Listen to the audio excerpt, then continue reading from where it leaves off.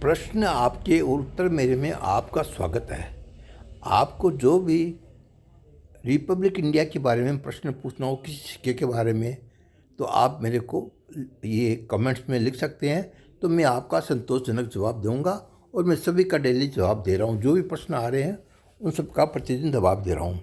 अभी आज एक प्रश्न आया है, ये आया है शमशेर आलम कलकत्ता से। वो लिखते हैं कि थैंक यू सर, मेरे पास एयरफोर्स के ₹2 वाले एयरफोर्स के 2500 से 3000 तक के खरीदे हुए सिक्के हैं। क्या करना चाहिए, रखूं या बेचूं, क्या करना चाहिए? भाई शमशेर आलम, आपने बहुत ऊंचे लिए। ये मैंने भी लिया था। मैंने इसका एक पैकेट लिया था करीबन ₹150 के अंदर में, और मैंने तो 1000 में बेच दिया था उस समय।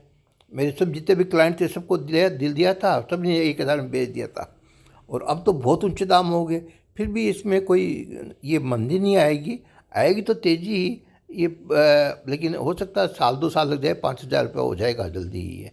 इसलिए इसको होल्ड करो और बेचो मत, अभी होल्ड करो। और कौन से कोई सिक्के हैं उसके बारे में आपको पूछना हो मेरे से पूछ लेना।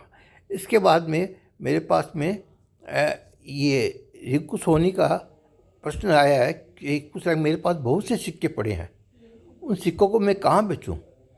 ऐसा है, देखो भाई, यदि यूएनसी सिक्के हैं तो आप कहीं भी बेच सकते हो, आपको कोई प्रॉब्लम नहीं है यूएनसी सिक्कों में तो।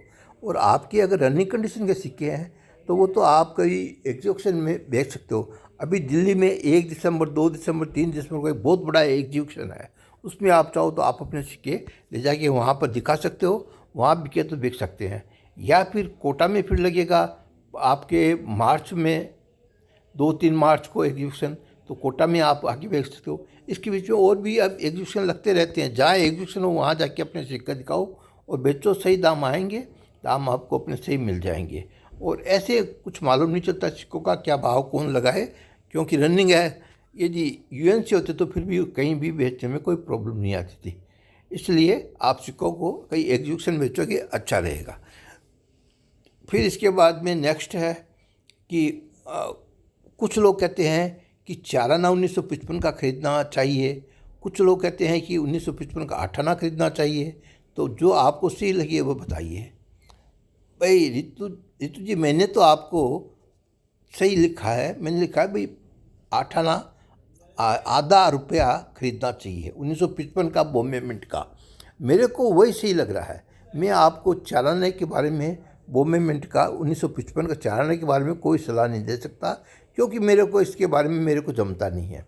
मेरे को जो जमता है वही चीज़ मैं सलाह देता हूँ। और आप 1955 का आधा रुपया या 8 आना, ये 50 आधा आना आधा रुपया ये लीजिए आप 1955 का बॉम्बे का, और वो भी अच्छी दुकान से लीजिए। ऐसा नहीं हो कि नकली माल आप ले लो, अच्छी दुकान से लीजिए तो आपको वो जरूर आपको अच्छी कमाई देगा, इसमें कोई दो राय नहीं है, वो ज़्यादा बढ़ेगा।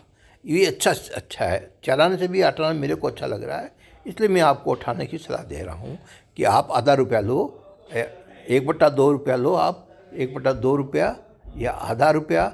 वो जो 1955 का लिखा हुआ है वो आप लो, वो खाली निकल का बना हुआ है, वो चुम्बक के लग जाता है, चुम्बक उसको पकड़ लेता है। वो देख लो, आप टेस्ट करके लेना ठीक से, नकली सिक्का नहीं लेना। लेकिन अब मैं आपको यही सलाह दूंगा।